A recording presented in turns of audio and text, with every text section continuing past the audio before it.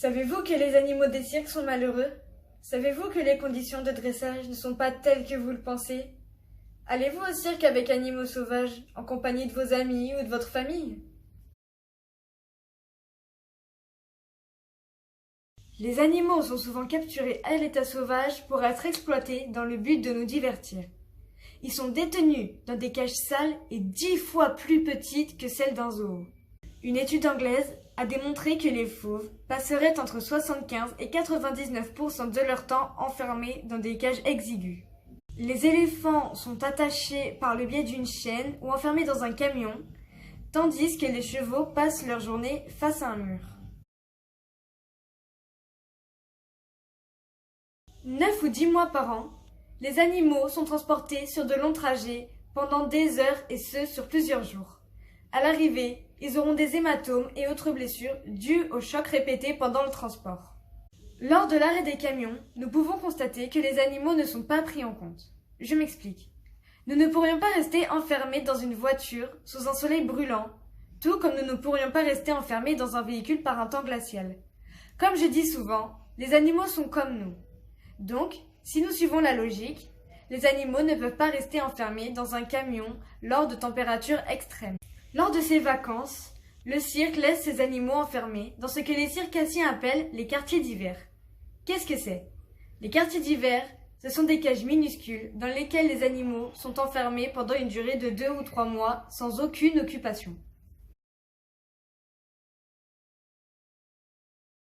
Prenons l'exemple des éléphants. Ces pachydermes sont faits pour marcher sur des kilomètres et des kilomètres, nager, jouer, explorer, mais surtout vivre en communauté. Dans les cirques, ils sont seuls, enchaînés et dans des espaces réduits. Pour leur apprendre à obéir, on leur enfonce des clous métalliques sous les oreilles, aux endroits où ça ne se voit pas évidemment, là où la peau est la plus fine. Pour leur apprendre à lever la patte, on leur enfonce de gros clous sous la plante des pieds, qui pour eux est très sensible. Des exemples comme ceci, il y en a plein d'autres. Pour apprendre à un ours à danser, il faut le poser sur une plaque brûlante. Pour éviter la brûlure, l'ours va lever ses pattes l'une après l'autre. Pour apprendre à un cheval à embrasser son maître, on l'attache solidement à l'aide de cordes et on le pique avec un aiguillon. Le maître se penchera au même moment où le cheval lèvera la tête et l'effet sera créé. Pour le chien, c'est pareil. Pour lui apprendre une pirouette, le dresseur lui attache un harnais de cuir autour de la taille. Ensuite, il le soulève brusquement et le fait pirouetter. Ensuite, il est récompensé soit par une friandise, soit par un coup de fouet. Enfin, le chien est rangé dans une petite caisse où il a à peine la place de se tourner. Lors de l'exercice, il arrive que le chien se casse une patte.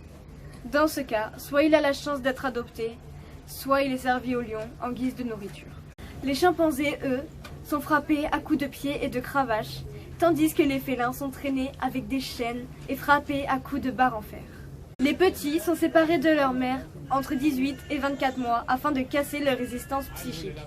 Ils subissent les mêmes punitions physiques que les autres animaux adultes. Pour certaines personnes, les animaux s'amusent. Pourtant, même s'ils se dégourdissent les pattes, ils exécutent seulement un numéro appris sous la contrainte. Ils savent que le matériel de torture n'est pas loin et qu'ils paieront lourdement chaque faute. En 1975, Paul Leroyer, ancien dompteur, exprime les dessous du dressage. Il explique qu'on torture les animaux uniquement à des fins lucratives. On les dresse à lever une patte, à sauter dans un cercle, dit-il. Le public applaudit, une fois, 2 fois, puis se lasse. Il faut trouver mieux chaque fois. C'est la compétition pour de l'argent, c'est l'escalade vers l'horreur, conclut-il à la fin de son discours. En France comme ailleurs, les cirques avec animaux n'ont pas encore été interdits. Pourtant, en Autriche, Bolivie, Finlande, Suède et à Singapour, l'exploitation des animaux sauvages a été abolie. PETA US, depuis 1990, a recensé 65 morts humaines dues à une perte de contrôle d'éléphants vivant en captivité. Les animaux veulent vivre libres. Ils ne veulent pas exécuter de tout, mais ils n'ont pas le choix.